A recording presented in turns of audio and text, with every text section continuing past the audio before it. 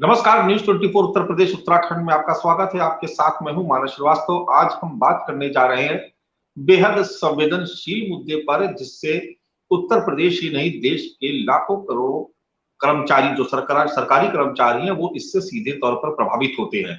उत्तर प्रदेश में इसको लेकर के बहुत लंबे समय से आंदोलन चल रहा है। हम बात कर रहे हैं आज पुरानी पेंशन की बहाली पर।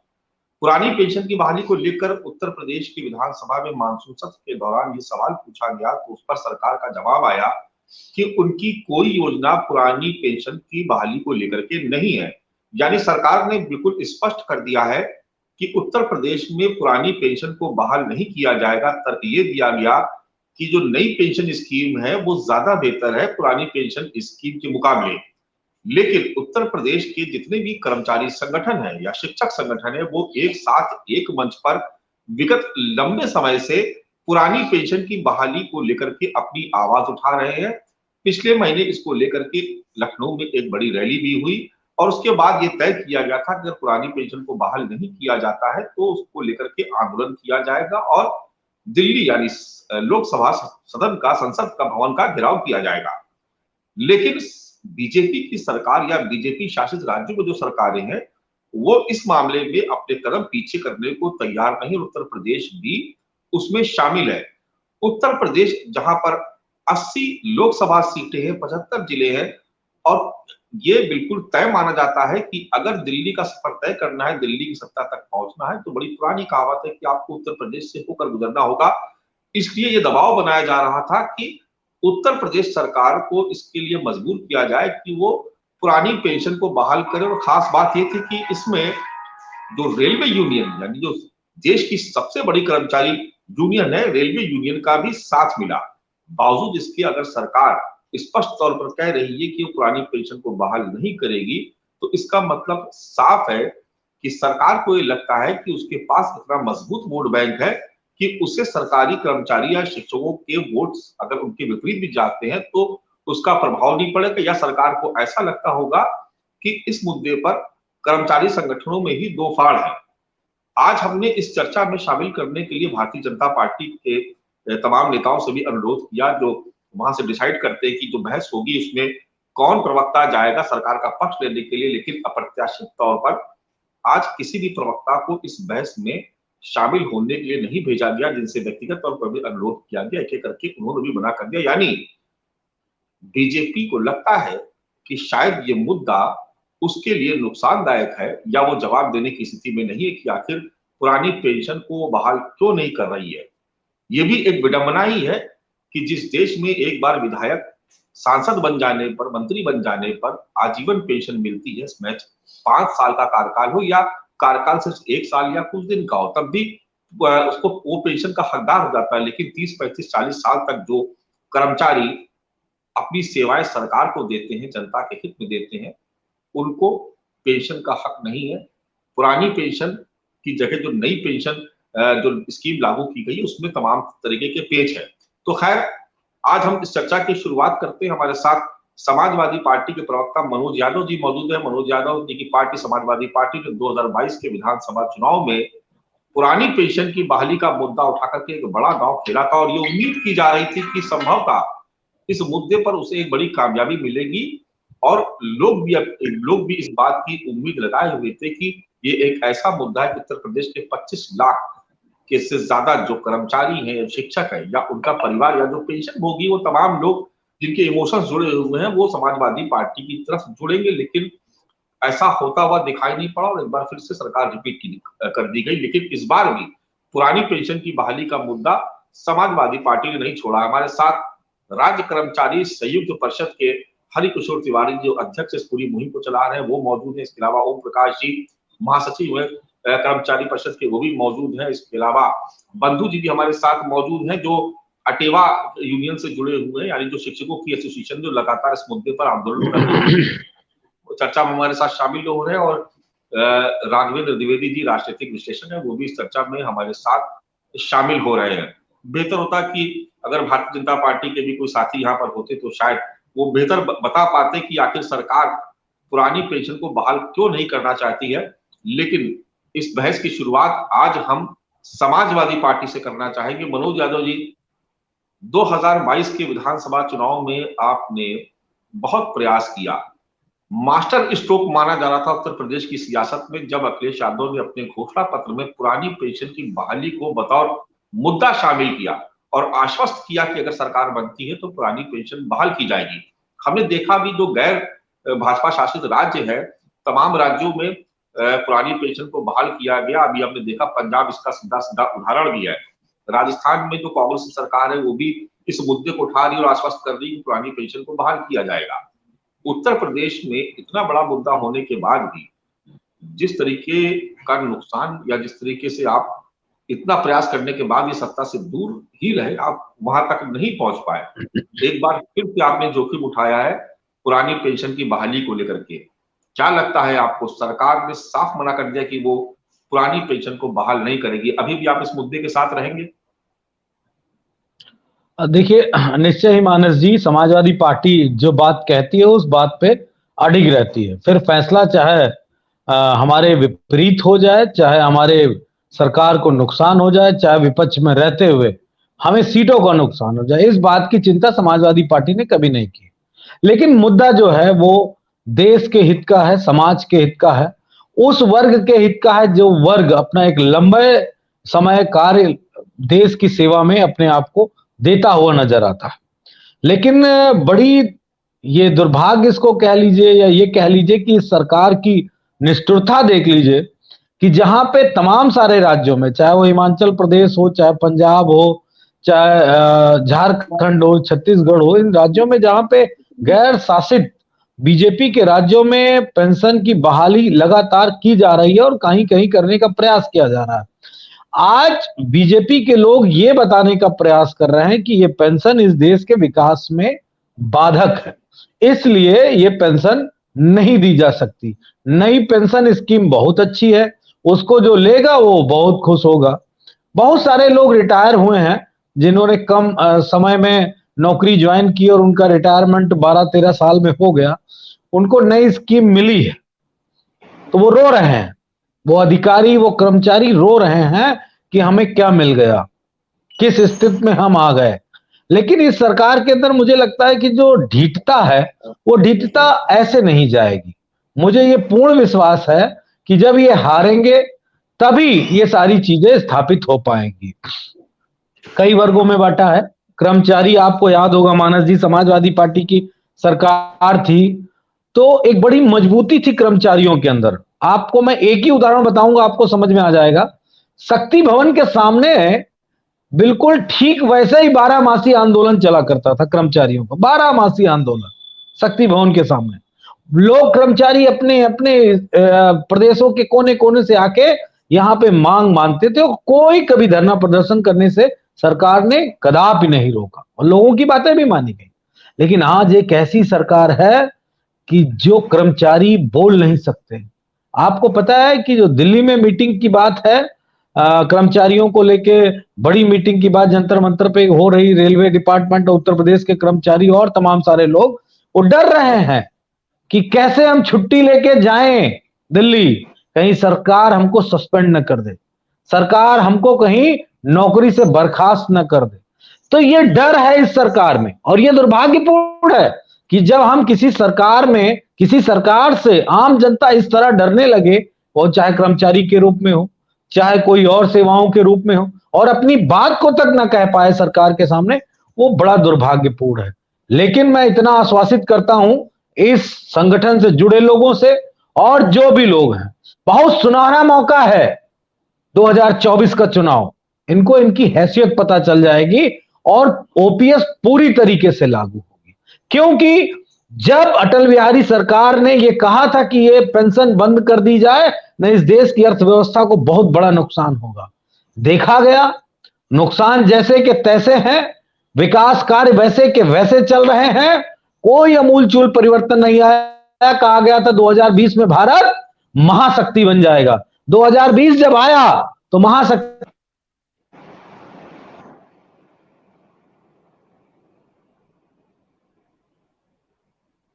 राशन, सरकार को राशन देना पड़ रहा है। अगर जब इस स्थिति में हम आ गए मानस जी, तो हमको और आपको ये सबको समझ लेना चाहिए कि कहीं ना कहीं वो जो अटल सरकार ने कहा था वो एक जुमला भर था, और उस जुमले पे देश ने अपने लगभग 15 साल 17-18 साल निकाल दिए।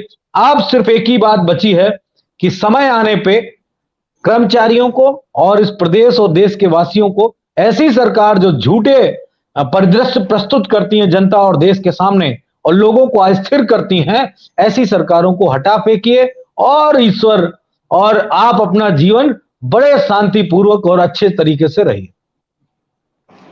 हरिकिशोर तिवारी जी हमारे साथ जुड़ चुके हैं। बहुत स्वागत है आपका तिवारी जी। बात हो रही थी पुरानी पेंशन स्कीम की बहाली को लेकर के, लेकिन पहले आपसे एक जानकारी लेना चाहेंगे कि ये तय हुआ था कि आप लोग 10 अगस्त को संसद भवन कूच करेंगे, वहां घेराव करेंगे। क्या वो कार्यक्रम आपने स्थगित कर दिया, या क्या इस बीच में कुछ सरकार से वार्ता हुई थी, इस वजह से आप लोगों ने घेराव का कार्यक्रम नहीं किया? चलिए ओम प्रकाश जी के पास चलते हैं। हरिकिशोर तिवारी जी से बात नहीं हो पा रही है। हम अनुरोध करेंगे कि अगर कुछ प्रॉब्लम है कनेक्शन में तो ठीक करवा दे। तब तक हम ओम प्रकाश जी के पास चलते हैं। ओम प्रकाश जी, 10 अगस्त का कार्यक्रम आपका होना था, वो क्या हुआ? कार्यक्रम स्थगित कर दिए क्या आप लोगों ने?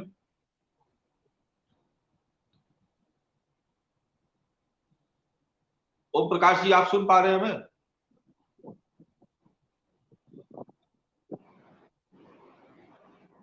ओम प्रकाश जी, आप तक आवाज आ रही है? चलिए, उनसे भी संपर्क नहीं हो पा रहा। राघवेंद्र द्विवेदी जी हमारे साथ जुड़े। राघवेंद्र जी, पिछली बार हमने देखा कि पुरानी पेंशन की बहाली को लेकर के जिस तरीके से बहुत जोर शोर से अखिलेश यादव समाजवादी पार्टी ने मुद्दा उठाया था, बहुत उम्मीद की जा रही थी कि उनको बहुत व्यापक समर्थन मिलेगा इस मुद्दे पे, क्योंकि उत्तर प्रदेश में अगर हम बात करें राज्य कर्मचारियों की, तो अगर उनके परिवार को भी अगर हम जोड़ लें, एक परिवार में औसतन हम 4 सदस्य भी माने, 4 मतदाता भी माने, तो ये संख्या 1 करोड़ को पार कर जाती है। बावजूद इसके समाजवादी पार्टी को उतना आंकड़ा नहीं मिल पाया, उस तरीके से सीटें नहीं आ पाई जिसकी हम लोग अपेक्षा कर रहे थे, जबकि पुरानी पेंशन की बहाली और राज कर्मचारी का समर्थन एक बड़ा विषय था, एक ऐसा मुद्दा था जिस पर उस वक्त भारतीय जनता पार्टी भी डरी हुई थी। राघवेंद्र जी। मानस जी, सरकार बनना जीत और हार दूसरी बात है। अभी आप कह रहे थे कि सपोर्ट, मुझे लगता है कि समाजवादी पार्टी को 22 के विधानसभा चुनाव में जितना वोट मिला है, जितना वोट प्रतिशत मिला है, शायद आज तक कभी न मिला हो। मनोज यादव जी बैठे हैं, इस बात की पुष्टि कर सकते हैं। 2022 में जो प्रमुख मुद्दा था समाजवादी पार्टी का, वो पेंशन भी था। इसी का देन है कि समाजवादी पार्टी का जो वोट प्रतिशत था वो अचानक बढ़ गया। सीट देखिए, 2-4, हमको लगता है कि 100 सीट ऐसे होंगी जहां एकदम आक्रामक लड़ाई थी।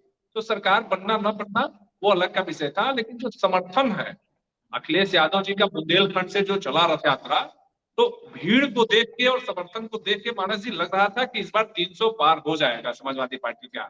लेकिन अब वो समर्थन और वो भीड़ वोट में नहीं कैसे हो पाया। लेकिन जो प्रमुख मुद्दा था, उन प्रमुख मुद्दों में पेंशन भी था। पेंशन होना भी चाहिए। हमारे जो अगल बगल के जो भी राज्य हैं, वहां अगर पेंशन दिया जा रहा है राज्य कर्मचारियों को, और हम अपने राज्य में नहीं दे पा रहे हैं, तो ऐसा नहीं है कि हम बहुत पीछे हो जाएंगे, इसमें बहुत हम आगे हैं, वो राज्य बहुत पीछे है। पेंशन को लेके अगर 2 दिन का विधायक, 2 दिन का सांसद भी पेंशन पा रहा है आजीवन, अगर उसको लाभ मिल रहा है उसके परिवार को, तो जो शिक्षक वर्ग है या जो राज्य कर्मचारी है या जो भी कर्मचारी है उसको पेंशन मिलना चाहिए, और ये अच्छी मांग है। इस पे सरकार को पहल करनी चाहिए। ये अलग बात है कि भाजपा हमेशा पेंशन के विरोध में रही है। जो नई पेंशन स्कीम है और पुरानी पेंशन स्कीम में बहुत अंतर है। सरकार को घेरने का एक सही मुद्दा मिला है, सही समय मिला है। क्योंकि आज संसद भवन घेरने का कार्यक्रम भी था, जो संगठन था, पता नहीं क्या कारण रहा, हो सकता है कि पूर्व में कोई वार्ता हुई हो या कोई आश्वासन मिला हो जिसको लेके आज स्थगित कर दिया गया। तो ये तो अब शाम को पता चलेगा। लेकिन जो आज मुद्दा था, अगर उस पर कुछ हुआ रहता, कोई धरना प्रदर्शन या घेरने की कार्रवाई हुई रहती, तो सरकार की तरफ से कुछ आश्वासन दिया गया रहता या कुछ किया गया रहता। लेकिन जो पेंशन का मुद्दा है, पेंशन राज्य कर्मचारियों को या जो भी कर्मचारी है उनको मिलना चाहिए, जैसे कि पूर्ववत में मिलता आया, और इसका विरोधी भाजपा सरकार है। जी मानस जी। ओम प्रकाश जी हमारे साथ जुड़ चुके। ओम प्रकाश जी, आपको आवाज आ रही है? जी सर जी। ओम प्रकाश जी, 10 अगस्त को आपको संसद भवन का घेराव करना था। पुरानी पेंशन की बहाली को लेकर के आप लोगों ने साझा तौर पर लखनऊ में एक रैली भी की थी। उसके बाद ये तय हुआ था कि अगर पुरानी पेंशन की बहाली को लेकर के आश्वासन नहीं मिलेगा तो आगे आप दिल्ली का घेराव करेंगे, दिल्ली पहुंचेंगे, पश्चिमी उत्तर प्रदेश से रथ यात्रा भी निकलेगी। वो तमाम प्रोग्राम कार्यक्रम हुए नहीं, क्या इस बीच सरकार से आपकी कोई बातचीत हुई थी? ये प्रोग्राम स्थगित कर दिया आप लोगों ने? नहीं सर, प्रोग्राम स्थगित नहीं हुआ और यह मुद्दा संवेदनशील मुद्दा है, क्योंकि पेंशन सिर्फ एक चंद हजार रुपये नहीं होती है, बल्कि एक चादर होती है बुढ़ापे की, जिससे एक रिटायर आदमी अपनी इज्जत को ढकता है ताकि उसके बच्चे उसे बोझ न समझ सके। ऐसे ज्वलंत और इम्पोर्टेंट मुद्दे को हम कैसे भूल सकते हैं और कर्मचारी कैसे भूल सकते हैं, और इससे समझौता नहीं किया जा सकता है। हम लोग इस संघर्ष को जोरदार तरीके से मजबूती के साथ पूरे कर्मचारियों को एक साथ लेकर के अपने हक और वजूद की लड़ाई को पूरा करके ही दम लेंगे। इसके लिए हम लोग सारे संगठन के कर्मचारी एक साथ एक महत्वपूर्ण निर्णय लेते हुए जो भी दिशा निर्देश राष्ट्रीय कार्यकारिणी, प्रदेश कार्यकारिणी के हमारे वरिष्ठ पदाधिकारी लेंगे, उनके कंधे से कंधे मिलाकर के हम लोग इस लड़ाई को अंजाम देंगे। चलिए हरिकिशोर तिवारी जी फिर से जुड़ गए हमारे साथ। हरिकिशोर जी, आपको आवाज आ रही है? आ रही, कुछ सिग्नल प्रॉब्लम है लेकिन अभी आ रही है। हरिकिशोर जी, 10 अगस्त को संसद भवन का घेराव होना था, बहुत सारे कार्यक्रम होने थे जो लखनऊ की रैली के बाद आप लोगों ने तय किए थे। सरकार ने तो बिल्कुल साफ मना कर दिया। आज आपने देखा ही सदन में, कल सरकार ने कह दिया कि उनकी पुरानी पेंशन बहाली की कोई योजना नहीं है। यानी एक तरह से साफ संकेत है कि आपके आंदोलन पर जरा सा भी उन्होंने ध्यान नहीं दिया, ना आपकी मांग पर ध्यान दिया। सरकार अपने रवैये पे एकदम अड़े गए। तो आप इसके बाद क्या करेंगे आप? देखिए, सरकार तो किसान आंदोलन पे भी कहती थी कि हम नहीं सुनेंगे। सरकार तो हमेशा यही बात करती है। बात आज ये है कि हम इतने सालों से लड़ रहे हैं सरकार से, और यहाँ उत्तर प्रदेश में आपने देखा कि कमेटी बनाएगी जिसमें 5 IAS हैं, मुझे भी रखा गया, और हम लोगों ने 2 महीने बराबर उससे वर्जिश की और उनको समझा दिया कि इसमें हमारा बहुत बड़ा नुकसान हो रहा है। और एक जो भाजपा के प्रवक्ता ही चिल्लाते फिरते हैं टीवी चैनल्स में, वो कहते हैं कि साहब सरकार का बोझ बन जाएंगे हम, और ये सरकार गिर जाएगी, श्रीलंका बन जाएगा। मेरे सामने आंखों में आंखें डाल के बैठे, मैं तो उन कमेटियों में बैठा हूं जहां सारे IAS बैठते हैं। उनको मैंने समझा दिया कि एक भी पैसा सरकार का मुझे नहीं चाहिए। सबसे बड़ी बात यह है, मेरा जो पैसा 24% हो रहा है, कॉर्पस का इकट्ठा हो रहा है, वो सही हाथों में लगना चाहिए। IL एंड FS ऐसी कंपनियों में लगाया गया है जहां 12 बार कंपनी डिफाल्टर हुई है, और उसके बाद भी पैसा आपने वहां लगाया है। हमें किसी की खैरात नहीं चाहिए। उन पैसे को जो रेवड़ी बांट रहे हैं अपनी, वो सारे डॉक्यूमेंट्स हम लोगों ने 9 तारीख को सीतारमन जी की जो कमेटी थी उसमें हम लोगों ने दिए हैं। हम अभी रेलवे कार्यालय में ही बैठे हैं, यहाँ दिल्ली में। हम लोग यहीं पे रैली करने के बाद आ गए थे, वहीं बैठे हुए। तो हम लोगों ने सारे आंकड़े दिए हैं, और हजारों की संख्या में ऐसे आंकड़े दिए हैं जो लोग हमारे रिटायर हो गए 18 साल बाद, उनको 500 और 1000 रुपए पेंशन मिल रही है। ऐसे हजारों आंकड़े मेरे पास हैं जो सरकार को हम लोगों ने दे दिए हैं। तो हम आंकड़ों पे ही बात कर रहे हैं। आज की तारीख में सरकार के जो दोनों मुद्दे थे कि आपका नुकसान नहीं हो रहा है, जो सरकार कहती थी नहीं साहब को ज्यादा फायदा देंगे, वो भी नेस्तनाबूद हम लोगों ने कर दिया, जो रिजल्ट आया आज की तारीख में। और जो सरकार कहती थी कि आप सरकार पर बोझ बनेंगे, वो भी हमने समाप्त कर दिया। हम दावे के साथ कह रहे हैं कि सरकार का एक भी पैसा नहीं लेंगे। उसके बाद क्या हड़दमता है भाई इनकी? सिर्फ IAS चलाना चाहते हैं, अपनी मनमानी चलाना चाहते हैं। और सरकारों में जो पॉलिटिकल लोग बैठे हुए हैं, इनमें जो शक्ति है, जो इनके निर्णय लेने की क्षमता है, वो इस हिसाब की नहीं है कि उसमें निर्णय ले सके। आप देखिए 6 राज्यों में हुआ। उत्तर प्रदेश में आपने देखा कि पिछले जो इलेक्शन था उसमें हम लोगों ने एक नारा दिया था कि भाई जो हमारी बात सुनेगा उसके साथ जाएंगे। हमें कोई लेना देना नहीं किसी पार्टी से। आज भारतीय जनता पार्टी करते हैं, हम उसको दुगने वोट दिलवा देंगे। लेकिन अगर नहीं सुनेगी हमारी बात में, तो जो पार्टी ताकत से छाती ठोकर कहेगी कि हमने ऐसा किया है, करने का मन बनाया, हम लोग उसको जाने का काम करेंगे। आज हम लोगों ने निर्णय लिए हैं कि हम लोग पुरानी पेंशन के लिए रेलवे समेत जितने भी उत्तर प्रदेश में सही देश में जितने संगठन है, सब लोगों ने निर्णय लिया। और आपने देखा कि लाखों की रैली अंदर थी हमारी, और लाखों की भीड़ बाहर थी। आज इतनी बड़ी रैली शायद है कि पॉलिटिकल लोग भी नहीं कर पाए होंगे, इतनी बड़ी हम लोगों ने की। और विशेष बात ये होती है कि इस रैली में हमारा आदमी अपना अपना पैसा खर्च करके आता है। इसमें कोई भीड़ के लिए हम लोग पैसा नहीं देते हैं, खाने का सामान नहीं देते, हम लोग गाड़ियां उपलब्ध नहीं कराते हैं। ये अपने आप आक्रोश है जो यहाँ दिखाई पड़ा रामलीला ग्राउंड में, जिसको हम लोग देखना चाहते थे क्योंकि हम लोग को समस्या थी, दिखाई पड़ रहा था ये आक्रोश है। तो हम लोग उसी की टेस्टिंग ट्रायल करते थे कि आखिर कहाँ तक जाएगा। आज हम लोगों ने निर्णय लिया है कि 21 और 22 नवंबर को हम लोग रेलवे भी करेंगे, और हम भी उत्तर प्रदेश में और सब जगह करेंगे। कि हम लोग फार्म भरवाएंगे सारे लोगों से, रेफरेंडम पास कराएंगे कि हमको हड़ताल अनिश्चितकालीन करनी है कि नहीं करनी है। और हम समझते हैं कि लाखों की संख्या में हम लोग रेफरेंडम पास करेंगे और उसके बाद अनिश्चितकालीन हड़ताल की ओर बढ़ेंगे। इसमें रेलवे भी जाएगा, इनकम टैक्स भी जाएगा, सारी स्टेट गवर्नमेंट जाएंगे। जैसा आपने देखा कि पहले भी 2018 में हमने उत्तर प्रदेश को बंद करने का काम किया था। उसके बाद 21 में हम लोगों ने निर्णय लिया था, वहां पे इको गार्डन में ही लिया था, लाखों की संख्या में रैली हमने की थी और वहां पर निर्णय लिया था कि जो सरकार हमारी बात नहीं सुनेगी उसको वोट नहीं देंगे। उसका फायदा एक पार्टी को हुआ। आपने देखा ऐसे ऐसे लोग उनके जीते जो खाली हमारे वोटों से जीत गए। तो हमें इससे कोई लेना देना नहीं, हम किसी पार्टी के साथ नहीं है, लेकिन निश्चित रूप से कहीं ना कहीं हम अपनी ताकत दिखाने का काम करेंगे। हमारी सही बात है उसको मानने का बात होनी चाहिए। हमारा पैसा शेयर मार्केट में नहीं लगेगा तो हम नहीं लगाने देंगे, क्योंकि उसके रिजल्ट अगर 18 साल में नहीं आ पाए, 18 साल में अगर उसका सिस्टम सरकार नहीं बना पाई तो सरकार का फेलियर है बहुत बड़ा। हम उसमें नहीं जाना चाहते। हमने जब सिस्टम बता दिया कि आपको अगर आप ज्यादा देना चाहते थे, हमने मना कर दिया कि हमको ज्यादा नहीं चाहिए, आपके साथ बैठ के कर दिया, सारे IAS ने हमारे साथ बैठ के कर दिया, निर्णय हो गया। उसके बाद क्या दिक्कत आ रही भाई? हमने सरकार को यह भी दिखाया, हमारे चीफ सेक्रेटरी मिश्रा साहब हैं, उसके पहले पांडे साहब थे, अरूपचंद पांडे जी, उन लोगों के सामने उन्होंने कहा भाई 9.22% देंगे, फिर उन्होंने कहा 9.5% हम आपको एक्स्ट्रा ब्याज दे रहे हैं, ऑलरेडी आप खाम का परेशान है। हमने जो आंकड़े दिए सरकार को वो 8% के आंकड़े दिए हैं कि भाई अगर सरकार 8% भी ब्याज हमको दे दे, हमारा जो पैसा सरकार ने काट रखा है वेतन से, उसको ऐसी संस्थाओं में लगा दे जहां से हमको सिर्फ 8% ब्याज मिल जाए। आप 1.5% वो भी ले जाइए सरकार, और सरकार अपने कामों में लगा दे। लेकिन अगर हमारा ब्याज, आप कमिटमेंट भी कर रहे हैं, हमारा ब्याज भी नहीं दे रहे, हमको वो भी नहीं दे रहे, तो निश्चित रूप से हम शेयर मार्केट में, हमारा क्लास 3 क्लास 4 का एम्प्लॉय है, वो किसी कीमत पर शेयर मार्केट को देखना नहीं चाहेगा।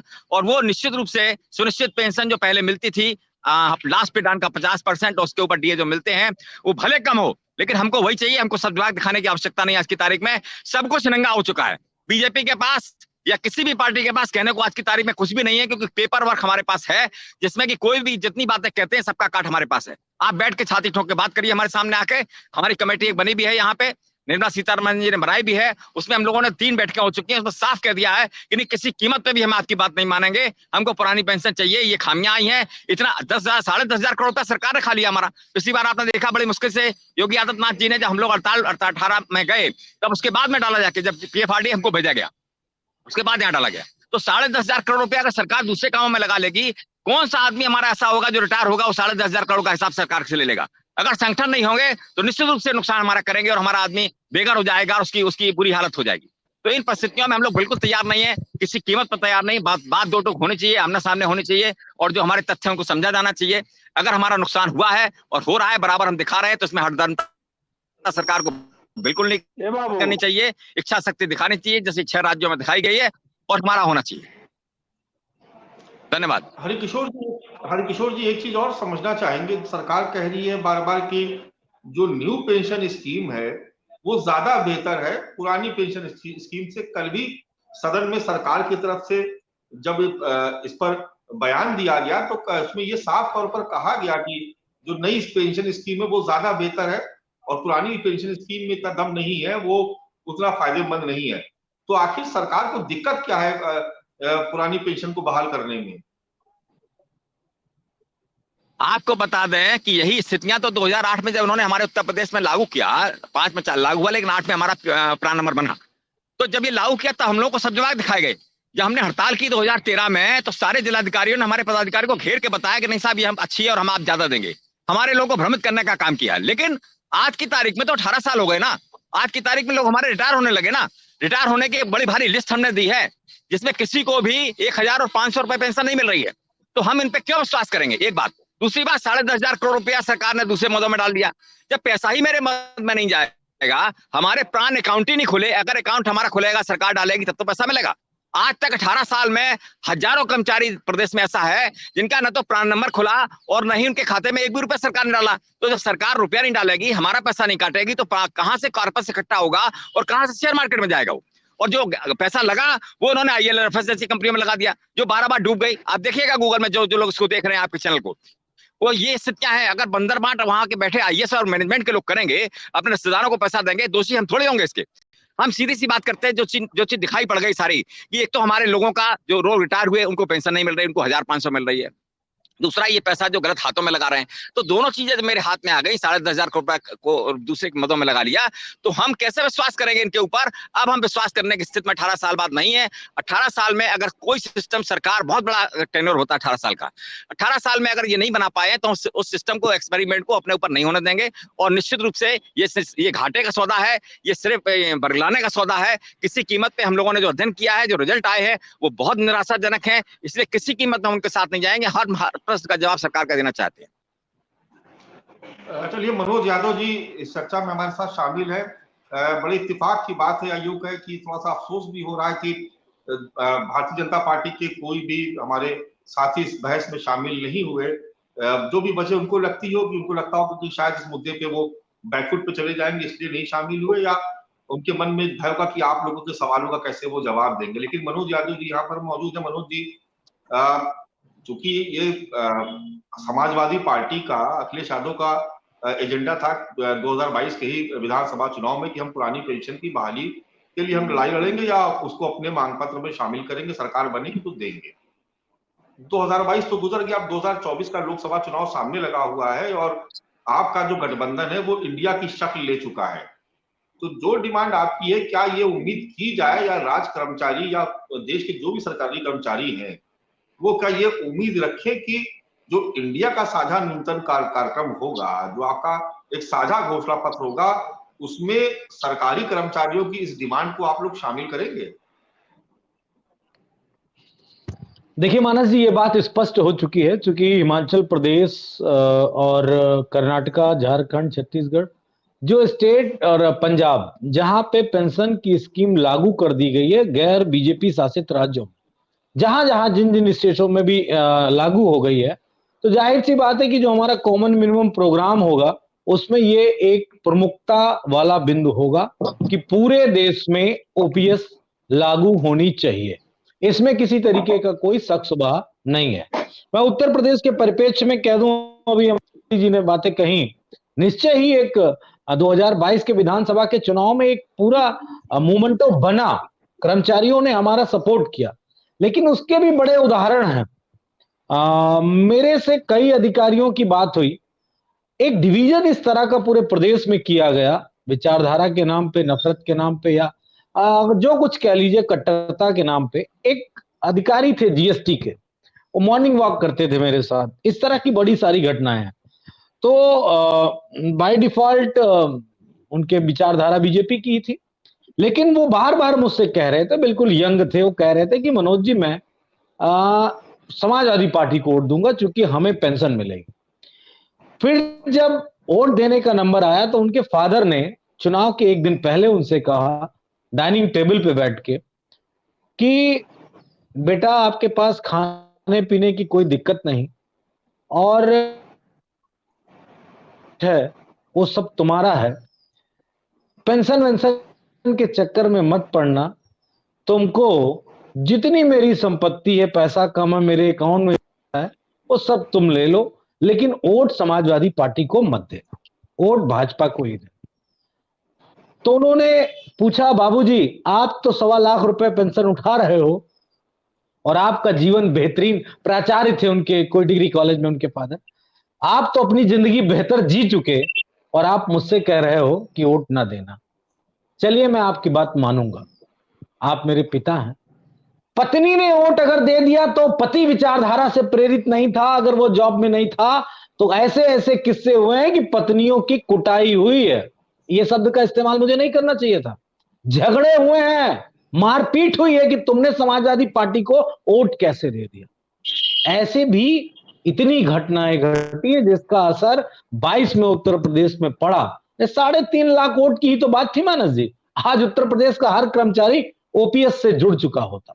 पुराने लोगों को तो मिल ही रही है, जो 2004-05 के बाद जब से हटी, आज वो सभी लोगों को पेंशन मिलने का प्रावधान शुरू हो चुका होता। डिवीजन जो हुआ समाज में, एक विचारधारा ने इतनी नफरत पैदा कर दी लोगों के खिलाफ, इस तरह का नैरेटिव पैदा कर दिया कि एक इंसान खुद अपने हकों को, अपने जीवन में आने वाले समय को वो बेहतर बनाने के बारे में सोच ही नहीं पा रहा। ये नफरत है जो आज इस तरह लोगों को तकलीफ दे रही। इस बात से मैं सहमत हूं कि जिस दौर में अटल बिहारी वाजपेयी जी ने पेंशन को हटाया था, उस टाइम पे सब्जबाग दिखाया गया था सभी को, और यह कहा गया था कि अर्थव्यवस्था बहुत तेजी से मूव करेगी, जिससे कि हमारे देश का इंफ्रास्ट्रक्चर का डेवलपमेंट होगा, इकोनॉमिकल डेवलपमेंट होगा और देश हमारा प्रगति की तरफ बहुत तेजी से बढ़ेगा। लेकिन सारी चीजें आप लोगों के सामने हैं, सिर्फ और सिर्फ झूठ फैलाया गया और लोगों को गुमराह किया गया। लेकिन मैं फिर आश्वासित करता हूं, आंदोलन कर लीजिए। कई कर्मचारियों ने कई बातें कही, हमारे एक बात से बड़ा क्षुब्ध हूं, बहुत दुखी हूं। 6 साल हो गया। अभी मैंने अपने फर्स्ट स्टेटमेंट में कहा कि शक्ति भवन के सामने 12 मासी आंदोलन होता था मेरी आंखों के सामने हमारी सरकार में, लेकिन 6 साल बीत गया। उत्तर प्रदेश के कर्मचारियों को कौन सा डर है कि इस सरकार के खिलाफ अपनी आवाज को बुलंद नहीं कर पा रहे, कोई आंदोलन नहीं कर पा रहे हैं, कोई धरना नहीं दे पा रहे हैं और किसी तरीके की लड़ाई नहीं लड़ पा रहे हैं। अभी बिजली विभाग के कर्मचारियों ने आंदोलन किया, क्या हुआ आपको पता है? लोग सस्पेंड कर दिए गए थे, उनको मंत्री के आश्वासन के बाद आज तक नहीं बहाल किया गया। उसमें भी मैं लगातार कई बार डिबेट कर चुका हूं कि उन बिजली कर्मियों की क्या आपने वार्ता करके आपने उनका आंदोलन खत्म कराया, लेकिन उनको जिनको सस्पेंड कर दिया गया, कार्रवाई कर दी गई, उनको नहीं बहाल किया जा रहा है मंत्री के आश्वासन के बाद भी। तो जो ये अपमान और अन्याय हो रहा है, इस अन्याय के खिलाफ सभी को एकजुट होना पड़ेगा। मैं पॉलिटिकल बात नहीं कर रहा हूं, मैं भी किसी राज्य कर्मचारी का बेटा हूं, मेरे पिताजी भी राज्य कर्मचारी थे, उनके विभाग में पेंशन नहीं थी तो हमें पेंशन नहीं मिलती है। लेकिन गजब की एक बात थी कि वो लोकतंत्र सेनानी भी थे, तो उनको पेंशन लोकतंत्र सेनानी की मिल जाती। मुझे उस चीज का दर्द मालूम है। यहां पे बैठे लोगों को जिसको पेंशन मिल रही होगी या जिनको मिलने की आशा होगी, वो हो सकता है उस दर्द को महसूस न करें, लेकिन मैं समझता हूं कि एक रिटायर्ड कर्मचारी का बेटा होने और पेंशन न मिलने पे कितनी तकलीफें होती हैं इंसान को, के परिवार को, उन व्यक्तियों को, कितने लोगों को। तो इस बात को योगी आदित्यनाथ हो चाहे प्रधानमंत्री मोदी जी हो, सबको समझना चाहिए। और जो बार बार आवाजें उठती है कि नेताओं की पेंशन है, निश्चय ही मैं इस बात का समर्थन करता हूं कि अगर 5 साल की सेवा और 1 महीने और 10 महीने और 1 साल की सेवा में आपको अगर आप विधायक, मंत्री, सांसद बनते हैं तो पेंशन मिलती है, तो जो 50 साल 40 साल अपना जीवन देता है सरकारी कर्मचारी में, और बड़े सारे ऐसे विभाग हैं जहां तो बलिदान हो जाता है, उन लोगों के बारे में क्या सरकार सोचेगी? मैं आपके से एक छोटा सा किस्सा शेयर करूंगा अपने हाथ का, आप लोगों को जान के हैरानी होगी। सरकार समाजवादी पार्टी की थी, मैं पार्टी का एक आम छोटा सा कार्यकर्ता था। उरी में अटैक होता है, जौनपुर का एक लड़का राजेश यादव मर जाता है, शहीद हो जाता है। उसकी मां रो रही थी और मैं खाना खा रहा था टीवी के सामने बैठ के। उसकी मां के उस रुदन को देख के मैं पीड़ा से भर गया और मैं रोने लगा। मैंने खाना रखा और मैंने तत्काल चिट्ठी लिखी मुख्यमंत्री और आदरणीय नेताजी को उस वक्त, और चिट्ठी लिख के अगले दिन गोपनीय पत्र मैंने राष्ट्रीय अध्यक्ष जी को दिया और कहा कि वो जो बात कह रही थी कि मेरा बेटा शहीद हो गया, अब मेरा कौन देख रेख करेगा, उसकी मां कह रही थी राजेश की। पत्र मैंने दिया राष्ट्रीय अध्यक्ष जी को, और उस वक्त जो भी लोग शहीद होते थे उनकी पत्नी को और बच्चों को सिर्फ मिलता था पैसा। सभी कर्मचारी हैं, सबको मालूम है नियम कानून। एक पत्र पे राष्ट्रीय अध्यक्ष जी ने, जो उस वक्त के मुख्यमंत्री थे आदरणीय अखिलेश यादव जी ने, एक पत्र पे मेरे पास मैसेज आ गया 10 दिन के अंदर कि आपके द्वारा जो पत्र दिया गया उस पर कार्रवाई की गई। पेंशन की मांग मैंने की थी मां बाप को जो शहीद हो जाते हैं लड़ाई में, चाहे वो पुलिस के हो, पीएससी हो, बीएसएफ हो, आर्मी हो या कोई भी फोर्स हो। आपको पता है राष्ट्रीय अध्यक्ष जी ने 5 लाख का प्रावधान कर दिया कि जो भी शहीद होगा उत्तर प्रदेश का सुरक्षाकर्मी या किसी डिपार्टमेंट का, उसकी मां बाप को 5 लाख रुपए ये सरकार देगी। और उस दिन का नियम बना, आज वो बढ़ते बढ़ते 15 लाख तक पहुंच गया है, क्योंकि एक सैनिक मां बाप बनाते हैं, पत्नी बच्चे नहीं बनाते हैं एक सैनिक।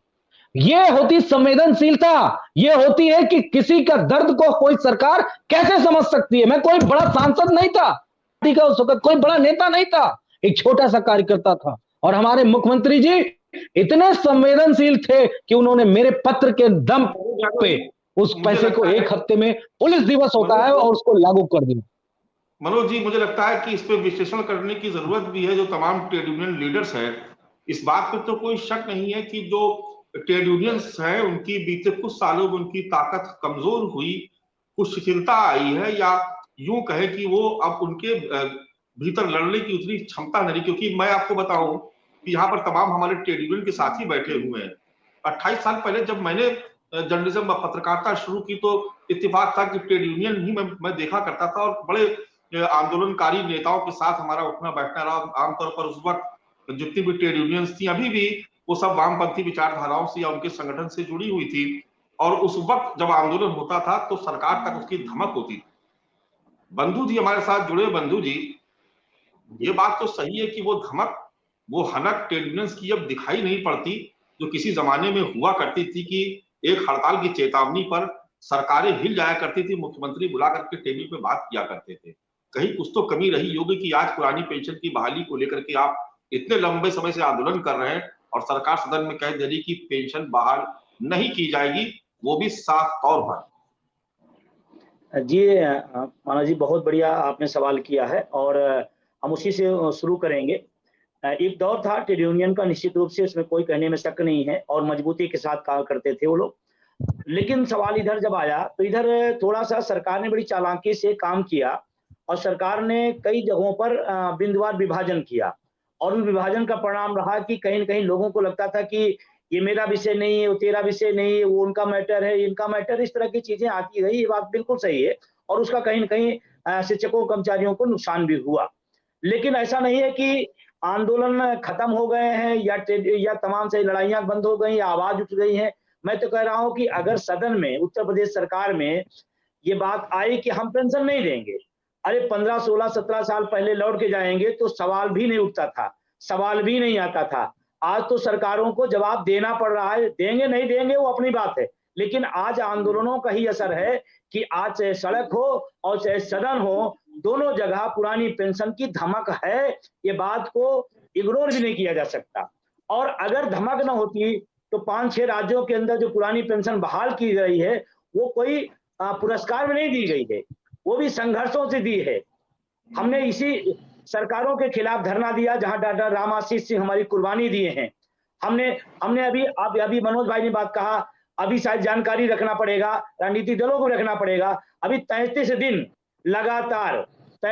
लगातार 18,000 किलोमीटर की यात्रा चंपारण गांधी जी के बिहार से, उत्क्रम भूमि से लेकर बिहार, उत्तर प्रदेश, मध्य प्रदेश, झारखंड, महाराष्ट्र, 18,000 किलोमीटर की यात्रा हुई है। दुर्भाग्य थोड़ा सा, अगर मैं अपनी दर्द की बात करूं तो जो जनवादी मीडिया का जो, जैसे आपने मुद्दे को रखा और आप लगातार रखते रहते हैं, ऐसे मुद्दों को तमाम सारे चैनल में जिम्मेदारी से कह रहा हूं, शायद उसको इग्नोर करते हैं, शायद जनवादी मुद्दे से वो भागते हैं। जैसे आज अभी आपने कहा कि सत्तारूढ़ दल का प्रवक्ता क्यों नहीं आया, ये बड़ा सवाल है, आना चाहिए। अगर आपकी सरकार ने सिरा ना किया है तो आप आके अपने तर्क रखिए, हम अपनी बात रखेंगे, आप अपनी बात रखिए, जनता देश की देखे। लेकिन आप आए नहीं, क्यों नहीं आए? क्योंकि जनवादी मुद्दे पर है, इसलिए भागना है। तो 18,000 किलोमीटर यात्रा हुई है, लगातार धरना प्रदर्शन लोगों के चल रहे हैं और अभी लगातार पूरे देश के सांसदों के घर पर, सांसदों के आवास पर घंटी बजाओ अभियान अटेवा एनएमओपीएस के प्रयास से पूरे देश में चल रहा है। अभी परसों बनारस में प्रधानमंत्री कार्यालय, प्रधानमंत्री तो संसद में नहीं मिलते हैं तो संसदीय क्षेत्र में क्या मिलेंगे, लेकिन फिर भी संगठन का आह्वान था। तो रायबरेली में सोनिया गांधी जहां से सांसद हैं, जहां से चाहे जो सांसद हो, चाहे समाजवादी पार्टी का हो, चाहे भाजपा का हो, सत्ता हो, विपक्ष हो, हम सब लोग लगातार देने का प्रयास कर रहे हैं। रैलियां लगातार हो रही हैं। अभी 12 अगस्त को आपको बता दें, दक्षिण भारत में 12 अगस्त को दक्षिण भारत की इस पुरानी पेंशन अभियान को लेकर 12 अगस्त को हैदराबाद में बहुत बड़ी रैली होने जा रही है, बहुत बड़ी रैली होने है। ऐसा नहीं है। हाँ, 2 चीजें हुई हैं इस दौर में, सरकारें तानाशाह हुई हैं, इसमें कोई दो राय नहीं है। सरकारें संवेदनहीन हुई हैं, इसमें भी कोई दो राय नहीं है। उसका असर संघर्षों के परिणामों पर पड़ा है। लेकिन एक बात आपको बताते हुए खुशी हो रही है कि संघर्षों की बदौलत 5-6 राज्य जो कहा करते थे कि एक भी नहीं हो सकता, ये नहीं हो सकता, आज राजस्थान, आज छत्तीसगढ़, आज झारखंड, आज हिमाचल सहित तमाम 5-6 राज्यों के अंदर हुआ है। और अभी आने वाले समय में जिन राज्यों में चुनाव है, हमारा संगठन लगातार वहां काम कर रहा है, वोट फॉर ओपीएस के अभियान पे चल रहा है। और इसका असर मैं बड़ी जिम्मेदारी के साथ कहना चाहता हूं, हिमाचल और कर्नाटक के दोनों भूतपूर्व मुख्यमंत्रियों से जब आपके मीडिया भाइयों ने पूछा कि आपके हार का सबसे बड़ा कारण क्या है, तो अभी तक ज्यादातर राजनेता क्या कहते थे, इस जाति वालों ने हरा दिया, इस धर्म वालों ने हरा दिया, इस क्षेत्र वालों ने हरा दिया। मुझे बहुत खुशी है अपने संगठन और संघर्ष पर कि दोनों मुख्यमंत्रियों ने कहा हमें ओपीएस वालों ने हरा दिया। ये मुद्दों पर लाने की राजनीति की गई और आज आए हैं। एक बात जरूर मैं कहूंगा वित्त मंत्री जी से, जिनका जवाब आया, जिन पर डिबेट चल रही है। वित्त मंत्री का जिस तरह से प्रश्न आया है, दो तरह का सवाल आया है, या तो फिर वित्त मंत्री जी को जानकारी नहीं है, या तो माननीय मुख्यमंत्री जी उत्तर प्रदेश सरकार उनको जानकारी देते नहीं है। ये मेरा बड़ा प्रश्न है, क्योंकि 5-6 दिन पहले बनारस में माननीय मुख्यमंत्री जी ने कहा उत्तर प्रदेश में राजस्व सरप्लस हुआ है। ये बयान है, मेयर का सम्मेलन था, उसमें ये तो आपका चैनल, आपके मीडिया के साथियों ने दिखाया, और इतने नहीं कहा राजस्व सरप्लस हुआ है, उत्तर प्रदेश में पैसे की कोई कमी नहीं है। ये बयान 5-7 दिन पहले का है माननीय मुख्यमंत्री जी का। जब पैसे की कमी नहीं है, सरप्लस हुआ है, तो हम भी इसमें शिक्षक कर्मचारी भी उसमें सरप्लस में जिम्मेदार रहा होगा, सहयोग किया होगा। और वित्त मंत्री जी हमसे कह रहे हैं पैसे की समस्या है। दोनों बातें, दो में एक झूठ है। या तो वित्त मंत्री जी को जानकारी नहीं है, या तो मुख्यमंत्री जी को अपने वित्त की जानकारी नहीं है। और इसीलिए मैं बड़े निवेदन के साथ कहना चाहता हूं, वित्त मंत्री जी आप भी पेंशन ले रहे हैं, और हमारे बात जब आती है तो आपको पैसे की कमी आ जाती है। और मुख्यमंत्री के बयान के बाद अब हम ये बात मानने को तैयार नहीं कि पैसे की कमी है, नीति का सवाल है। और शायद इसी नियति से आप पेंशन नहीं दे रहे हैं, और शायद इसी नियति से इतने बड़े चैनल पर आप अपना पक्ष रखने नहीं आए हैं। ये दुर्भाग्यपूर्ण है। रही बात सर, एक सेकंड और, रही बात पेंशन, इस देश में 110% बहाल होगा। संघर्ष लंबा हो सकता है, वो अलग बात है। और जिन सरकारों ने पेंशन हमारी बहाल नहीं की, हमने बाहर करने का भी काम किया है, और आने वाले टाइम में ऐसा होगा। और शिक्षक कर्मचारी को तमाम तरह की बंधनें बांधी जाती हैं। अरे हम शिक्षक कर्मचारी हैं, हम स्वीकार करते हैं, हमारी नियमावली हम स्वीकार करते हैं, हमारा दायित्व है, उसको करेंगे। लेकिन इस देश के हम नागरिक भी हैं, और इस देश के हम वोटर भी हैं, और वोट हमारी ताकत है। और हम वोट की ताकत से कई राज्यों में सरकारों को बदला है, तो आने वाले टाइम में इस पर भी चोट मारेंगे। जो हमारे बुढ़ापे पे चोट मारेगा, हम उसे वोट की चोट देंगे। इसमें अच्छा लगे बुरा लगे, ये उनका काम है। हम किसी सरकार के खिलाफ नहीं है, लेकिन जो हमारा विरोध करेगा हम उसका विरोध करेंगे, जो हमारे प्रति इसको कुठाराघात करेगा हम उस पर वोट की चोट देंगे। इसमें कोई दिक्कत नहीं है, और हम जीतेंगे, ये मेरा विश्वास है। बंधु जी, हरिकिशोर तिवारी जी हमारे साथ लगातार बने हुए हैं, दिल्ली में है वो, आज एक बड़ी रैली भी हुई वहां पर। जिस बात का जिक्र कर रहे थे भी बंधु जी, हरिकिशोर तिवारी जी, आपको भी ऐसा लगता है कि मीडिया में जितना स्पेस मिलना चाहिए था आपके आंदोलन को, उतना नहीं मिल सका? ये सुशील बाबू, नहीं, ऐसा नहीं है। लखनऊ में अभी रैली की हम लोगों को पूरा स्पेस मिला, फ्रंट पेज भी मिला। कहीं कहीं मिलता है, कहीं कहीं नहीं मिलता है। इसमें कोई बुरे मानने की बात नहीं है, बहुत सारे लोग देते भी हैं, तो ये कोई वो बात नहीं है। लेकिन हाँ, ये बात सही है कि आप ये योगी जी की अगर बात करें, तो हम लोगों ने 2013 में जब आंदोलन को शुरू किया, तो 13 में हमारे संगठन ने इसी प्रकार से सारे सांसदों से लिखवाया था। 2013 की बात कर रहा हूं मैं। योगी जी ने साफ साफ लिखा था हमारे पेड पर मुख्यमंत्री मनमोहन सिंह जी को कि भाई ये जरूरी है और इसको तुरंत दिया जाए इनको। कल्याण सिंह जी ने लिखा, राजनाथ सिंह जी राष्ट्रीय अध्यक्ष थे, उन्होंने मुख्यमंत्री अखिलेश यादव जी को लिखा, हमारे पेड पे लिखा, और ये लिखने के बाद इन्होंने सबको भेजा मनमोहन सिंह जी को। भाई अब तो मनमोहन सिंह जी की सरकार भी, मनमोहन सिंह जी की पार्टी भी तैयार है, और आप भी तैयार थे, तो दोनों में कहाँ दिक्कत आ रही है? अब तो कम से कम सारे आंकड़े भी हमारे सामने आ गए। हमने आपको सारे आंकड़े बताए जो कमेटी में हम लोगों ने दिए हैं कि भाई सारे लोगों को जो पेंशन मिल रही है वो 0 मिल रही है, 500 मिल रही है, 1000 मिल रही है, ये सारे आंकड़े दे दिए। 10,500 करोड़ रुपया सरकार ने हमारा तब डाला जब हमने दबाव बनाया, तब डाला। तो ये सारे आंकड़े जब आ गए और शेयर मार्केट में हमारी स्थितियां खराब हैं, हमें वहां पैसा नहीं मिल रहा है, तो निश्चित रूप से हम लोग उसमें नहीं जाना चाहते। 18 साल बाद 18 साल में जो सिस्टम सरकार नहीं बना पाई, वो एक्सपेरिमेंट क्यों कर रही है हमारे ऊपर? और इसके लिए हम लोगों ने बड़े आंदोलन घोषित कर दिए। आपको पता है आज ही घोषणा की है कि रेलवे भी हड़ताल पर जाएगा और सारे देश में हम बंद का चक्का जाम करेंगे। ये आज की घोषणा हमारी है। हम सरकार को इस तरह से भी घेरेंगे और बोर्ड से भी घेरेंगे, दोनों तरीके से हम घेरेंगे। हरिकिशोर जी, आपने बड़ी इंपॉर्टेंट बात कही। आपने कहा कि जिस वक्त सरकार बीजेपी की नहीं थी, तो उन्होंने मनमोहन जी जो प्रधानमंत्री थे उनको भी पत्र लिखा, अखिलेश यादव जी को भी पत्र लिखा। अब वो सत्ता से बाहर है, बीजेपी सत्ता में है। अखिलेश यादव उस मुद्दे को उठा रहे हैं, आप कह रहे हैं कि उनको पत्र लिखा गया तो उस वक्त बहाल नहीं की गई पेंशन। तो आपको क्या लग रहा है कि सिर्फ एक वोट बैंक के तौर पर राज्य कर्मचारियों शिक्षकों को इस्तेमाल कर रही हैं सियासी पार्टियां? नहीं, देखिए तब किसी की समझ में नहीं आ रहा था। देखिए सरकार को कौन चला रहा है? आईएएस चला रहा है आज की तारीख में। दिक्कत हमारे सामने ये है, मैंने पहले भी कहा कि राजनेताओं में इच्छा शक्ति की कमी है और समझना नहीं चाहते मुद्दे को। उन्होंने आईएएसओं से कहा, आईएएस को समझना नहीं चाहते, यहाँ दिक्कत आ रही है। वरना दिक्कत तो हमारे सामने जब बैठे हैं सारे लोग, 5 आईएएसओं की कमेटी मेरे साथ बैठी, मैं उसमें मेंबर था, पहली बार ऐसा देश में हुआ जबकि मेंबर हमको बनाया गया, और हम लोगों ने 2 महीने मीटिंग की, और मीटिंग करके अनूपचंद पांडे जी की अध्यक्षता में मीटिंगें हुई हमारी, और उसमें हमने तय किया कि नहीं भाई ये गलत है, इसमें हमारा इतना नुकसान हो रहा है, बड़े उसमें काम हुए हम लोग के, और बैठने के बाद निर्णय कर दिया कि भाई इसमें फायदा नहीं हो रहा है। तभी तो हम लोगों ने कहा कि नहीं हम नहीं लेंगे, तभी 10,500 करोड़ रुपए निकाल के दिया, तभी 14% सरकार ने डाला, 10% की जगह 14% कार्पस अपना किया, भाई घाटा हो रहा, चलिए हम पूरा कर देते हैं, ये सारी बातें की। लेकिन फिर भी हम कह रहे हैं ना, 18 साल के बाद सिस्टम नहीं बना तो एक्सपेरिमेंट मेरे ऊपर क्यों? हम उस एक्सपेरिमेंट में हम नहीं पढ़ना चाहते हैं। अब हम यही चाहते हैं कि हमारी पुरानी पेंशन व्यवस्था जैसी थी वैसी बहाल कर दीजिए, चाहे जो हमें मिल रहा हो, कम मिल रहा हो, कम ही सही है, लेकिन हम जाएंगे उसी व्यवस्था में जो पुरानी थी। इसी को हमारे राष्ट्रीय अध्यक्ष जी ने, शिवपाल मिश्रा जी ने, सभी लोगों ने, बड़े बड़े संगठनों ने आज मंच पे तय किया है कि अगर नहीं मानेंगे तो हम 21-22 नवंबर से शुरू कर रहे हैं, पूरे देश का चक्का जाम करेंगे, और सरकार हिलने वाली नहीं है। आपको बता दें, सरकार को जो पता लगेगा कि पूरा देश बंद हो रहा है तो उनको भी समझ में आ जाएगा। हमने उत्तर प्रदेश बंद किया कई बार, हमने उत्तर प्रदेश बंद करने के प्रयास कई बार किया, आपने देखा होगा उत्तर प्रदेश से।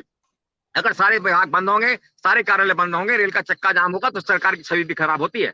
और हमारी सही बात है, हम कोई चांतारे नहीं मांग रहे, बार बार हम लोग कह रहे हैं कि हमारे सामने बैठिए, हम सिर्फ अपने पैसे से ही, मैं बार बार दावे के साथ कह सकता हूं कि जो हमारा पैसा है उसको ही सुनियोजित तरीके से आप लगा देंगे, हमारी पेंशन मिल जाएगी, लास्ट पेडान का 50% मिल जाएगा। कहां दिक्कत आ रही है? ये गुमराह किया जा रहा है सरकार को और नुमाइंदों को, इसलिए हम गुमराह होने वाले नहीं है। सारे बड़े बड़े नेताओं ने तय कर लिया है कि अब गुमराह होने की आवश्यकता नहीं है। कमेटी बात करती है तो ठीक है, नहीं बात करती है तो हम अपने रास्ते पे चल रहे हैं, और अंत में वही होगा कि जब 24 का चुनाव होगा हम वहां पे भी निर्णय लेने को बात। चलिए, ओम प्रकाश जी काफी देर से हमारे साथ जुड़े। ओम प्रकाश जी, कभी आप लोग नेताओं मंत्रियों से भी सवाल पूछते हैं कि आप अपनी पेंशन तो लेके बैठे हुए और हमारी पेंशन पे अड़ंगा लगा रहे हैं? कभी सवाल पूछा है आप लोगों ने? जी सर, हम लोग अभी जल्द ही राजधानी लखनऊ में कार्यालय का हम लोग घेराव किए थे, रैली किए थे, उसमें भी वार्ता उठी थी, और सांसद से लेकर के मंत्री सभी से ये बात होती है, उनको सोचना चाहिए कि जो कर्मचारी उनके राजनीतिक भविष्य का निर्माता है, वो जिधर चाहता है रुख उधर बदलता है, जिधर हवाएं चलती है उसको विपरीत बदलना चाहता है तो ये कर्मचारी बदलते हैं। देश की बागडोर संभालने के लिए जिम्मेदार सिर्फ कर्मचारी है।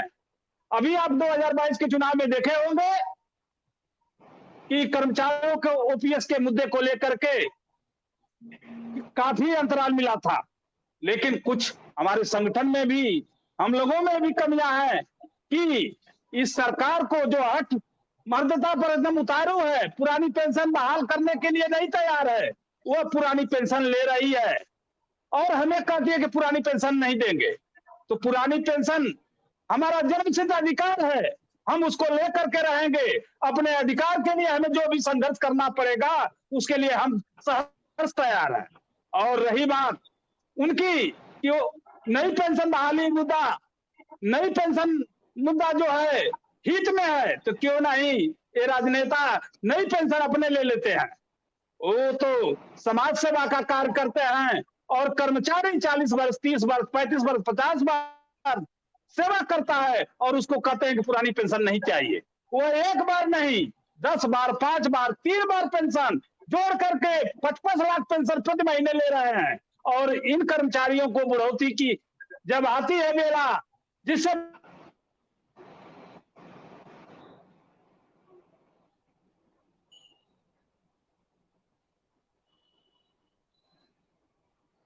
चलिए बंधु जी, आपके पास आते उसके बाद मैं मनोज यादव जी के पास भी जाऊंगा, क्योंकि बहस खत्म होने का समय आ रहा है। बंधु जी, एक सवाल जो है वो बड़ा अहम हो जाता है कि कहीं ऐसा तो नहीं जो आंदोलन की जो धार कमजोर हुई, तो पहले भी आंदोलन होते थे लेकिन सरकारें उस तरीके से रिएक्ट नहीं करती थी, लेकिन अब तो बात बात में एस्मा लागू कर दिया जाता है, कर्मचारी सस्पेंड कर दिए जाते हैं, नौकरी से बर्खास्तगी की धमकी दे दी जाती है, सस्पेंड हो जाते। तो क्या ये भी एक भय दिखाया जाता है सरकारों की तरफ से अब कि अगर आप उनके खिलाफ आंदोलन करेंगे तो तुरंत वो एस्मा लागू कर देंगे, फिर आपको बाध्य करेंगे, हड़ताल करेंगे तो फिर आपको परेशान करना शुरू कर देंगे, तमाम तरह की कार्रवाइयां के खिलाफ होंगी।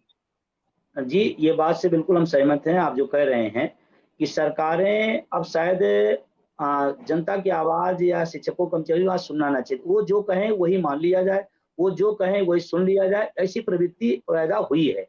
और अगर मैं व्यक्तिगत अपनी बात करूँ, ये मेरा व्यक्तिगत बयान है। शायद मुझे अब लगता है कि इस देश में बहुत प्रचंड बहुमत की सरकारें तानाशाह हो जाती हैं, इसलिए गठबंधन की मिली-जुली सरकारें जनता के हित में ज़्यादा फ़ायदेमंद है, ऐसा मुझे महसूस हो रहा है। दूसरी बात है, जबकि सरकार की सारी योजनाएँ कौन ले जाता है? भई अगर रोज़ सरकार बयान दे रही है, रोज़ योजना ला रही है, तो शिक्षक, कर्मचारी, अधिकारी सरकार का आँख, नाक, कान होता है। सारी योजनाओं को इम्प्लीमेंट करने का काम वो करेगा। विधवा पेंशन वो लागू कराएगा, पता नहीं कितनी-कितनी पेंशनें आजकल दी जा रही हैं, और जो इन पेंशनों को नीचे ले जाके दिला रहा है, उसको पेंशन नहीं चाहिए, उसको पेंशन का पैसा नहीं देंगे। मतलब अजीब-सी बात है, जिस सिस्टम के दम पर आप पूरी योजनाएँ ले जाते हैं, उसी सिस्टम को आप दुखी रखना चाहते हैं, पीड़ित रखना चाहते हैं। ये बात बिल्कुल सही है। दूसरा, एक बात मैं सरकार से ज़रूर निवेदन करूँगा कि आज अगर सरकार की जो भी विकासपरक योजनाएँ आप ले जा रहे हैं नीचे तक, आप वही शिक्षक, वही कर्मचारी, वही राजस्व कर्मचारी, वही सफाई कर्मचारी, वही पुलिस, वही सारे लोग इसको लागू करवाने में काम करते हैं। जब आपके हर मदद में वो खड़े हैं, तो बुढ़ापे की लाठी देने में इतनी दिक्कत आपको क्यों हो रही है? और दूसरा एक भाई सवाल आता था, वित्त मंत्री ने कहा कि पैसे कमी है। मैं एक सवाल छोड़ता हूँ आपके माध्यम से, 10% मेरा पैसा, वो सरकार का ही पैसा जो मेरे वेतन से जाता है, 14% सरकार देती है, 24% पैसा इस देश में, प्रदेश में 14 लाख कर्मचारी है एमपीएस में, 14 लाख कर्मचारी है। अगर उसका औसतन निकालें 5 लाख, तो कई अरब रुपए महीना ये प्राइवेट कंपनियों को चला जा रहा है। इससे सरकार का क्या फायदा है? देश प्रदेश का क्या फायदा है? मैं ये जानना चाहता हूँ, आज तक नहीं आया। और जिस दिन ईमानदारी से सरकार इस 24% का गुणा गणित अपने ईमानदारी से समझ जाएगी, ये सरकार खुद लौट के आएगी पुरानी पेंशन पे, लेकिन इस पर अभी गौर नहीं किया जा रहा। अंधी दौड़ है, दौड़ा जा रहा है। इसलिए मेरा ये सरकारों से और सभी दलों से मेरा निवेदन है कि ये मामला बहुत गंभीर है, इसको हल्के में ना लें, और ये परिवार से जुड़ा हुआ है, घर-घर, जन-जन तक जुड़ा हुआ है, निश्चित रूप से जुड़ा हुआ है। घर-घर में आज पुरानी पेंशन की चर्चा हो रही है और इस पर लोग एक्साइटेड हैं। दुर्भाग्य, एक लाइन जरूर कहूंगा, देश का अर्धसैनिक बल पुरानी पेंशन से वंचित है। मैं सवाल उठाना चाहता हूं, देश का अर्धसैनिक बल पुरानी पेंशन से वंचित है, ये कौन सा राष्ट्रवाद है? ये कौन सी राष्ट्रवाद की परिभाषा गढ़ी जा रही है? मेरे पास रोज 10 फोन आते हैं कि साहब मुझे पेंशन नहीं मिलेगी, मैं क्या करूंगा, मैं घर लौट के क्या करूंगा, कैसे करूंगा? रोज 10 अर्धसैनिक बलों का फोन आता है। आप कल्पना करें, देश का अर्धसैनिक बल पीड़ित है, वो दुखी है, उससे देश की सुरक्षा करा रहे हैं, लेकिन उसके बुढ़ापे की सुरक्षा की दूरी से आप भाग रहे हैं, ये दुर्भाग्यपूर्ण है। चलिए, बहुत छोटा सा जवाब राघवेंद्र द्विवेदी से लेंगे, क्योंकि इसके बाद हम इस बहस को समाप्त करेंगे, क्योंकि मनोज यादव जी से हम लास्ट कमेंट लेंगे। राघवेंद्र जी, बहुत छोटा सा जवाब ये चाहिए कि अगर समाजवादी पार्टी अपने जो अलायंस है इंडिया के साथ, अगर ये साझा न्यूनतम कार्यक्रम में अपने या साझा घोषणा पत्र में अगर ये पुरानी पेंशन की बहाली को एक बड़े मुद्दे के तौर पर लेके आते हैं, तो आपको लगता है कि देश में एनडीए के लिए एक बहुत बड़ा झटका होगा, जो शायद पीडीए से भी ज्यादा मारक जिसकी क्षमता होगी? देखिए, पेंशन का मुद्दा जो है स्टेट लेवल का है। अगर पीडीए के साथ साथ समाजवादी पार्टी लाती है पेंशन का मुद्दा, तो बेहिचक जो लाभ इनको 2022 में मिला था, उससे बढ़ चढ़ के 2024 में मिल सकता है, इसमें कोई संशय नहीं है। पेंशन का जो मुद्दा है, आप देखिए उत्तर प्रदेश के अगल बगल जितने राज्य हैं, लगभग सभी राज्यों में पेंशन लागू है। हो सकता है, देखिए मुझे ये लगता है कि या तो कर्मचारी गुमराह कर रहे हैं या अधिकारी गुमराह कर रहे हैं, क्योंकि बहुत बड़ा अमाउंट होता है। जैसा कि विजय कुमार बंधु जी बता रहे हैं, 24% कम रुपया कम नहीं होता है। मुझे लगता है कहीं ना कहीं अंडरस्टैंडिंग है। अगर पेंशन भविष्य का जो है साथी इन लोगों का नहीं है, राज्य कर्मचारियों का, तो नेताओं को भी नहीं लेना चाहिए। आप 4 सदन है, 4 सदन में रहते हैं, 4 प्रकार का पेंशन पाते हैं, और पेंशन बुढ़ापे का लाठी होता है। अगर बच्चा है, मतलब पोता या बेटा या पत्नी, कोई अपना साथ छोड़ देता है बुढ़ापे में, तो पेंशन एक सहारा है। तो सरकार को इस पे सोचना चाहिए। अगर समाजवादी पार्टी इस पे सोचती है, तो पीडीए के साथ साथ इंडिया में पीडीए प्लस है, और पीडीए के साथ साथ जो पेंशन स्कीम रहेगा तो बहुत ज्यादा फायदेमंद होगा। मानस जी। अच्छा मनोज यादव जी, चूंकि इस बहस को हम समाप्त करें, एक लास्ट आपसे हम सवाल लेना चाहते हैं। बीते कुछ सालों में देखा गया, देखिए सरकारें बहुत सारी आई गई, आपकी भी सरकार आई, बहन जी की भी सरकार आई, बीजेपी की भी सरकार चल रही है। एक परिपाटी शुरू की आप लोगों ने, तमाम सियासी दलों ने, कि जो सीधे रोजगार होता था उसको आप खत्म करते जा रहे हो और संविदा, या जिसको आउटसोर्सिंग बोलते हैं, आप तो संविदा भी क्या कहें, एडहॉक भी क्या कहें, जो आउटसोर्सिंग है उसको आप बढ़ाते जा रहे हैं। तमाम महकमों में आप देख रहे हैं कि जैम पोर्टल के जरिए निकाल दी जाती है सरकार की तरफ से भर्तियां, और कोई एक ठेकेदार आता है और वो कुछ पैसे दे करके कर्मचारियों को वहां पर नियुक्त कर देता है। ये भी क्या एक बड़ी वजह है कि जो आज कर्मचारी संगठन या ट्रेड यूनियंस जो कमजोर पड़ी, उसके पीछे क्या आप इसको जिम्मेदार मानते हैं कि जो संविदा में भर्ती आप लोगों ने शुरू किए तमाम सरकारों ने, उसकी वजह से आज राज कर्मचारियों शिक्षकों की ये दुर्दशा हो गई? बिल्कुल सहमत हूं मैं इस बात से कि जो संविदा कर्मचारियों की भर्तियां शुरू हुई उससे कहीं ना कहीं सरकारी कर्मचारियों के जो कर्मचारी यूनियन गुट थे वो कमजोर हुए। चूंकि जो भी संविदा कर्मचारी थे उनकी लड़ाई तमाम सारे मुद्दों की नहीं थी। अब तो संविदा भी कम हो गए, एजेंसियों के थ्रू लोग रखे जाते हैं, जब तक मर्जी रखो जब तक मर्जी निकाल दो, कोई ना नियम ना कोई कानून, इस तरह की चीजें भी आ गई हैं। लेकिन एक बात स्पष्ट कर दूं कि मौजूदा सरकार की स्थिति पेंशन को बढ़ाने की नहीं है। उसका सबसे बड़ा और सटीक उदाहरण इस बात का है मानस जी कि आर्मी में पेंशन नहीं हटाई गई थी। आर्मी में पेंशन अभी भी दी जा रही थी, लगातार छोटे से कर्मचारी से लेके जनरल तक को पेंशन मिल रही थी। लेकिन उस सरकार ने, जो मौजूदा सरकार है, बड़ी होशियारी के साथ उसने अग्निवीर की योजना का इंप्लीमेंट धीरे से कर दिया। और वो इसीलिए किया गया क्योंकि अगर आर्मी की पेंशन को खत्म करते तो निश्चय ही वो कहीं ना कहीं एक मुद्दा बन जाता, वो देश विरोधी मुद्दा बन जाता। तो उन्होंने उस भर्ती प्रक्रिया को ही ऐसा खत्म कर दिया कि अब जो भर्ती होगा उसको पेंशन के रूप में कुछ नहीं मिलेगा, एक फंड इतना मिल जाएगा 4 साल 3 साल 5 साल की सेवा के बाद और आपका काम खत्म। तो इस सरकार का एजेंडा पूंजीवादी है। वो आपका हमारा पैसा बड़े प्यार से पूंजीपतियों की हाथ में देने में मतलब कहते नहीं, सोते हुए भी देने में नहीं संकोच, किसी का संकोच नहीं करती। वो तुरंत दे देगी पैसा और ये लालच में देगी क्योंकि पूंजीपतियों से डायरेक्ट कनेक्टिविटी इस सरकार की होने के कारण वो उसका लाभ सरकार उठाती है, सरकार बनाने में उठाती है, मंत्रियों के पैसे और पार्टियों के फंड में पैसे जाने के लिए बनाती है, सत्ता भोगने के लिए बनाती है, लेकिन आम जनजीवन के आदमी का जीवन अस्थिर कर देती। इसमें एक बात कह दूं तो बात बिल्कुल क्लियर हो जाएगी। जो हिटलर के स्टेट में लागू होता था कि अगर आप खुशहाल हो, आप सशक्त हो, आप मजबूत हो, तो आप और सतर्कता के साथ लड़ाई लड़ोगे। लेकिन जब आप भूखे होगे, सिर्फ रोटी की लड़ाई पे ही आप केंद्रित हो जाओगे, तो आप कोई भी लड़ाई, कोई भी आंदोलन नहीं कर सकते हो, क्योंकि सुबह आपको यह तय करना है कि शाम को अपने बच्चों का खाना की व्यवस्था में कैसे करूंगा। अगर आपकी 90,000 पेंशन आ रही तो बैठ के चौपाल पे, चट्टी पे बैठ के आप तय करोगे कि सरकार कौन सी रहनी चाहिए और कौन सी नहीं रहनी चाहिए। तो ये षड्यंत्र है इस सरकार का, बड़े लंबे समय तक के लिए षड्यंत्र था। चलिए मनोज जी, आपने बिल्कुल वाजिब बात कही। बहुत बहुत शुक्रिया आप सभी खास मेहमानों का हमारे साथ पुरानी पेंशन की बहाली के मुद्दे पर। आप सभी मेहमान जुड़े हुए थे, हम बात कर रहे थे आज पुरानी पेंशन की बहाली को लेकर के सरकार के रुख पर। निश्चित तौर पर किसी भी सरकार के आंख नाक कान सरकारी कर्मचारी होते हैं, जिनके चश्मे से सरकारें देखती है, जिनकी वजह से तमाम योजनाएं क्रियान्वित होती है, उनको धरातल पर लाया जाता है। और वही कर्मचारी जब बुजुर्ग हो जाते हैं, जब काम करने के लायक नहीं बचते, तो उनका एकमात्र सहारा होता है पेंशन। और उस पेंशन को भी अगर खत्म कर दिया जाएगा तो फिर कर्मचारी कहां जाएंगे। आज के लिए बस इतना ही। कल फिर किसी नए विषय के साथ आपके सामने फिर से हाजिर होंगे। तब तक के लिए इजाजत दीजिए। नमस्कार।